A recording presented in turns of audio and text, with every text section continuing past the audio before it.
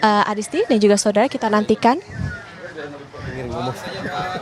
keterangan dari Kepala BNPB, Kabasarnas dan juga Wali Kota Bekasi.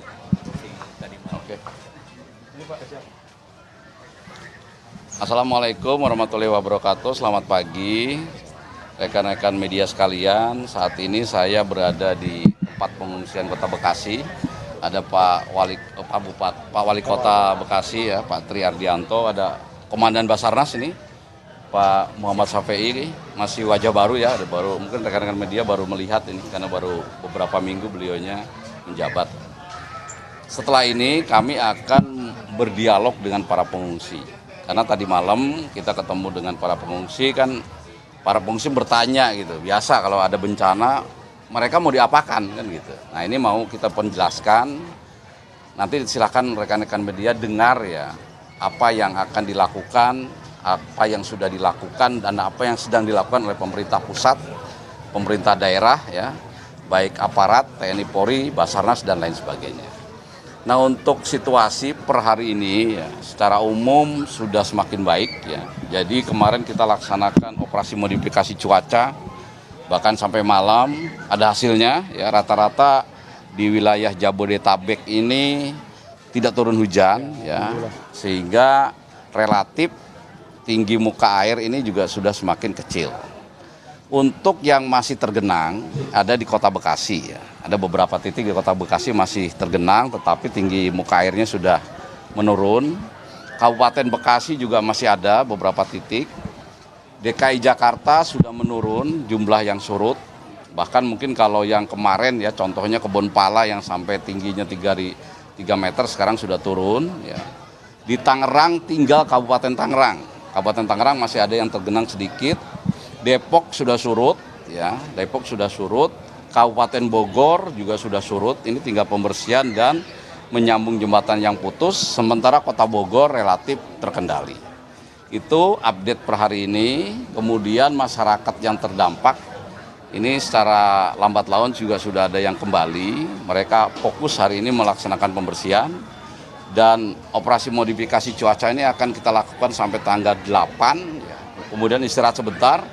Nanti tanggal 11 akan dilaksanakan lagi. Kenapa tanggal 11? Karena prediksi dari BMKG dari mulai 11 sampai 15 itu akan timbul hujan lagi, ya, hujan yang lebih ekstrim. Secara umum untuk korban yang meninggal ya tidak ada tambahan ya. Satu yang di Kabupaten Bogor, alhamdulillah yang di wilayah Kota Bekasi, Kabupaten Bekasi tidak ada yang korban jiwa. Ya. Kemudian logistik, permakanan, segala macam juga relatif terpenuhi. Ya. Kemudian saya tadi barusan juga diskusi kecil dengan Pak Wali Kota Bekasi. Jadi beliau juga sudah dapat gambaran, ya sudah permasalahannya beliau juga kita sudah terima tadi terkait dengan operasional, kemudian pasca bencananya, ya, bagaimana rumah masyarakat sudah kita jelaskan. Nah nanti saya akan langsung menjelaskan kepada masyarakat, silakan nanti rekan-rekan media yang mendengar. Nah sebelum itu silakan kalau mau bertanya. Pak Suharyanto, ini kan dikatakan banjir menjadi yang tertinggi sejak 2020 bahkan. Nah ini penyebabnya kenapa sih Pak bisa sampai setinggi ini? Apakah memang daya tampung dari Kali Bekasi yang dekat dengan perumahan Pondok Gede Permai ini tidak mencukupi untuk bisa menampung air yang bisa dikatakan dari Bogor itu? Ya memang ini kan curah hujannya juga ekstrim ya. Sumbernya kan dari hujan ya. Hujan kemarin malam itu, ulangi 2 hari yang lalu itu kan dari mulai siang sampai subuh itu hujan terus.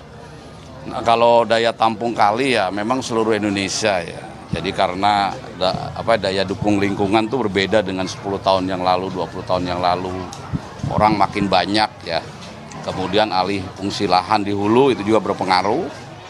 Kita juga di awal tahun juga pada saat ditanya Bapak Presiden juga sudah kita sampaikan bahwa salah satu upaya untuk mencegah bencana yang hidrometeorologi basah adalah memang konsep untuk normalisasi sungai-sungai. Nah itu juga sudah mulai dikerjakan, kami juga sudah audiensi dengan Menteri PU ya, jadi mudah-mudahan permasalahannya sudah ada dan lambat laun memang untuk sungai-sungai di daerah perkotaan ini betul-betul harus dinormalisasi. Ya karena kalau hujannya deras seperti kemarin, seperti 2 hari yang lalu ya terbukti aliran-aliran sungai yang ada ini tidak mampu menampung air sehingga airnya juga masuk ke permukaan.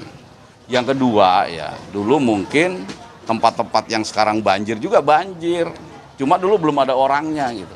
Belum ada manusia yang tinggal di situ. Sekarang bahkan badan-badan sungai itu diisi oleh orang. Nah itulah mengakibatkan banjir terjadi ya kita juga berusaha semaksimal mungkin mencegah.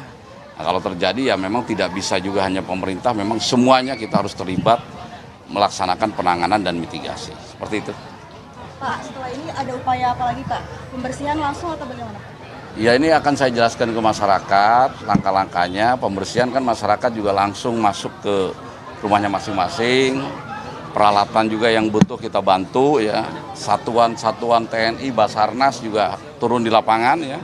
Ini Pak Basarnas dari mulai hari pertama juga memonitor terus. Kita kemarin sudah rapat koordinasi juga terpadu untuk melihat apakah masih harus ada evakuasi dan penyelamatan. Ya, alhamdulillah kan sampai saat ini tidak ada kasus yang terlalu luar biasa begitu.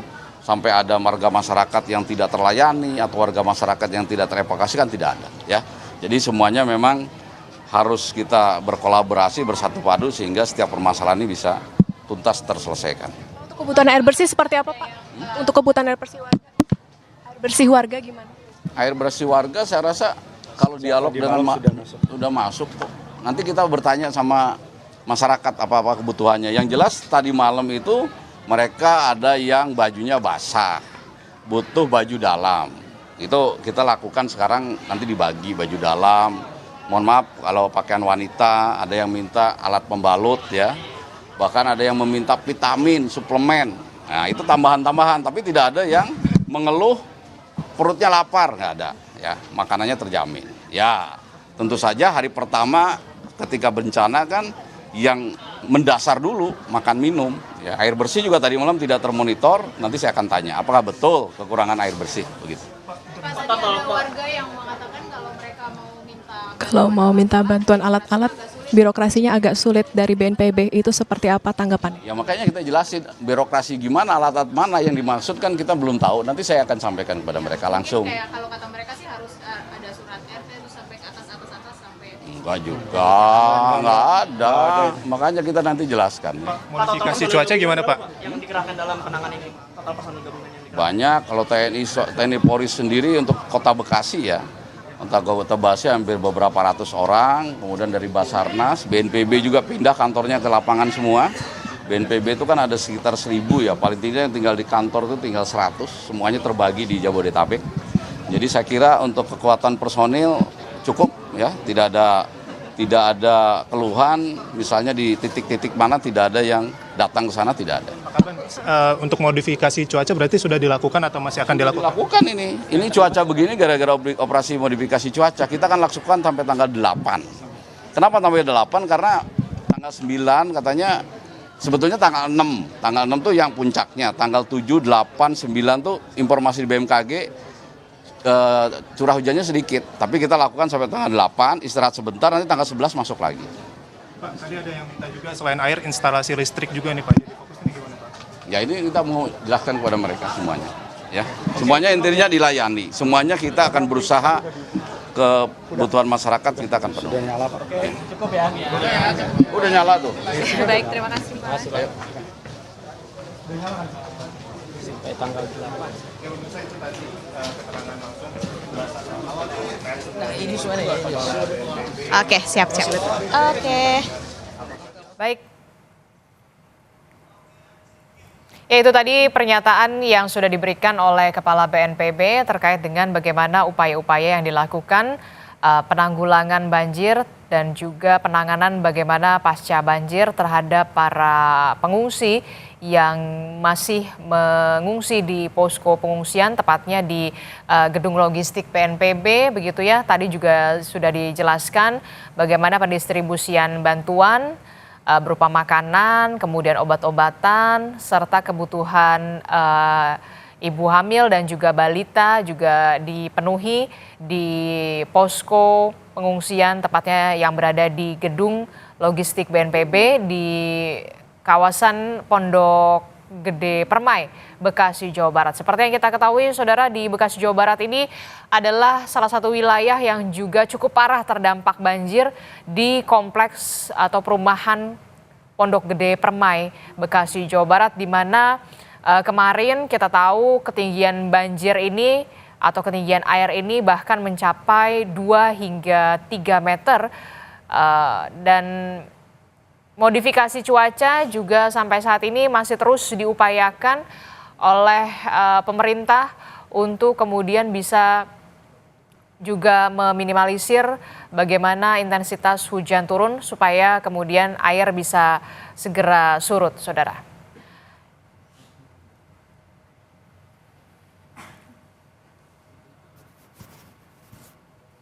Informasi soal penanggulangan banjir di wilayah Jabodetabek masih akan kami hadirkan usai jeda. Jadi tetaplah bersama kami di Breaking News Kompas TV.